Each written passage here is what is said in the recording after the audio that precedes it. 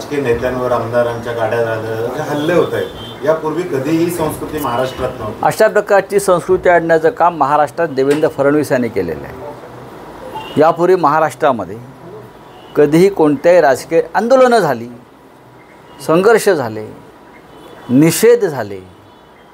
अगदी पंडित नेहरू जेव्हा आले होते प्रतापगडावर, तेव्हा त्यांनाही काळे झेंडे दाखवले।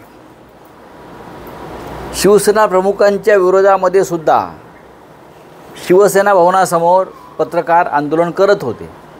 आंदोलन झालेले आहेत आणि आम्ही ते स्वीकारलेली आहेत। पण या राज्यात आणि देशामध्ये मोदी शहा दिल्लीत आणि राज्यात देवेंद्र फडणवीस यांनी सूत्र हाती घेतल्यानंतर देशात आणि राज्यामध्ये अत्यंत घातक असे पायंडे पडले। विरोधक हे आपले राजकीय वैचारिक शत्रू नसून हे दुश्मन आहेत। अशा पद्धतीनं त्यांच्यावरती हल्ले, त्यांना अटका, त्यांच्यावर खोटे खटले हे सुरू झालं। त्याचाच परिणाम महाराष्ट्रात तुम्हाला दिसतोय।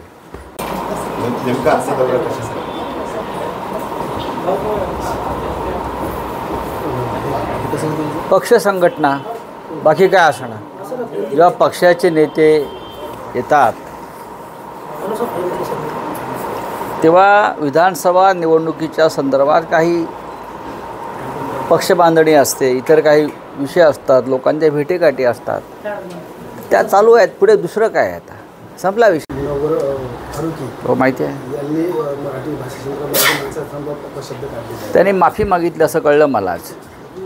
त्यांनी मराठी माणसाची माफी मागितलेली आहे, मालवणी समाजाची माफी मागितलेली आहे। मी आत्ताच ती माहिती घेतली आणि त्यांनी नाक रगडलेलं आहे। गेल्या नरेंद्र मोदी सरकारने आणलं होतं प्रसारण, तर ते विधेयकावरून गदारोळ सुद्धा झाला होता। ते विधेयकाला स्थगिती दिली। बघा, ते विधेयक म्हणजे एक प्रकारे अभिव्यक्ती स्वातंत्र्याचा, वृत्तपत्र स्वातंत्र्याचा गळा घोटण्याचा प्रकार होता, जो आणीबाणीत झाला असा यांचा आरोप आहे। आणीबाणी आम्ही पाहिलेली आहे, आणीबाणीतली सेन्सॉरशिप आम्ही अनुभवलेली आहे। म्हणजे आमच्या मार्मिकलाही टाळं लावण्यात आलं होतं। आणि त्याच प्रकारे सध्या डिजिटल यूट्यूब्स याचा गळा घोटण्याचं काम समाज माध्यमं, कारण या निवडणुकीमध्ये जरी अनेक चॅनल्स, वृत्तपत्र ही मोदींच्या प्रभावाखाली होती, तरी अनेक समाज माध्यमं, त्या यूट्यूब्स असतील किंवा डिजिटल मीडिया असेल, हा मोदींच्या नियंत्रणाखाली नव्हता। त्याच्यामुळे हे सगळं आपल्या नियंत्रणाखाली यावं यासाठी हा कायदा करण्यात किंवा नवीन बिल आणणार होते। पण ज्या पद्धतीनं वक्फ बोर्डाचं बिलसुद्धा सरकारला मागे घ्यावं लागलं, त्याच पद्धतीनं हे सुद्धा ब्रॉडकास्ट बिल जे आहे ते त्यांना सध्या मागे घ्यावं लागलं। कारण प्रबळ विरोधी पक्ष लोकसभेत, राज्यसभेत आणि देशभरामध्ये जो कौल लोकशाहीनं दिलेला आहे ते पाहता त्यांना अशा प्रकारची मनमानी यापुढे करता येणार नाही। हुकुमशाही पद्धतीनं त्यांना कोणताही कायदा आमच्यावर लादता येणार नाही। विशेषतः वृत्तपत्रांच्या बाबतीत, इलेक्ट्रॉनिक मीडियाच्या बाबतीमध्ये त्यांना अशा प्रकारे गळचेपी करता येणार नाही। काँग्रेसचे नेतेसुद्धा आलेले आहेत, काही भागात राष्ट्रवादी काँग्रेसचे नेते आहेत। निवडणुका असल्यामुळे प्रत्येक पक्षाचं नेते, प्रमुख पदाधिकारी हे इथंच राहणार। संपलं। लोकसभेला तुम्ही म्हणजे ही जागा ताकदीने लढवली, मात्र इथे पराभव झाला। आता विधानसभेला कशा पद्धतीने तयारी आहे, किती जागा लढवताय? हे पहा की विधानसभेच्या संदर्भात आपण म्हणाल तर आपल्याला वारंवार आम्ही सांगितलेलं आहे की महाविकास आघाडी आहे, 3 प्रमुख पक्ष आहेत।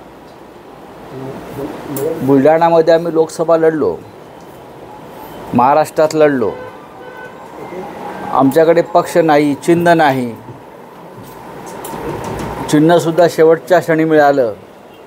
म्हणजे उमेदवारी अर्ज भरल्यावर चिन्ह आमच्याकडे आलं।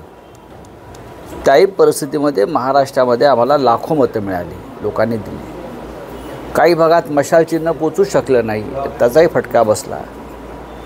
आमच्यासमोर दिल्लीच्या अहमद शाह अब्दालीनं सर्वत्र धनुष्यबाण उभे केले, लोकांचा गोंधळ व्हावा म्हणून। तरी आम्ही साधारण 9 जागा जिंकलो। काही जागा आमच्या थोड्या मताने गेल्या, ही जागा थोड्या मताने गेली बुलढाण्याची।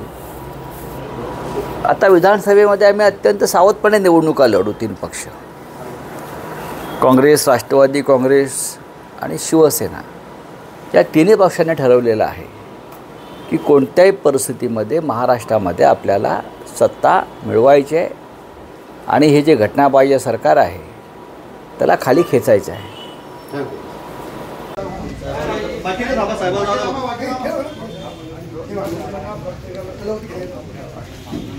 बाकीचे थांबा.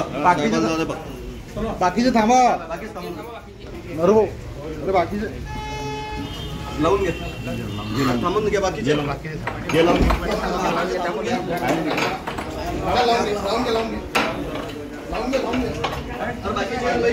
त्यांनी जे काही भाष्य केलंय लाडक्या बहिणी संदर्भात पैसे मागे घेणार, आताच त्यांचं एक स्टेटमेंट आलं की मी मजाक केली होती. काय असं नाही, ते नेहमीच महाराष्ट्राची मजाक करतात, कारण त्यांचा महाराष्ट्राशी काही संबंधच नाही. अमरावतीमध्ये त्यांच्या पत्नीचा झालेला पराभव हा ही काय मजा नाही आहे.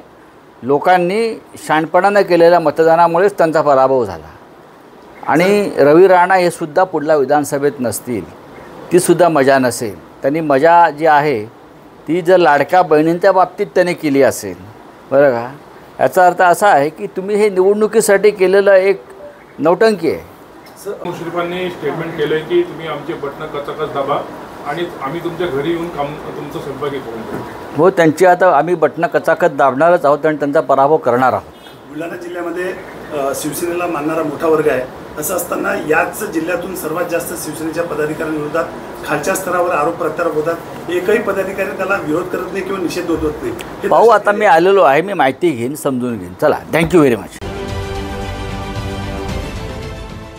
देश विदेशातील प्रत्येक घडामोडींचे लाईव्ह अपडेट मिळवण्यासाठी आता साम टीव्हीच्या सर्व सोशल मीडिया प्लॅटफॉर्मला लाईक, फॉलो आणि सबस्क्राईब करा. तसंच सर्व नोटिफिकेशनसाठी बेल आयकॉन प्रेस करायला विसरू नका.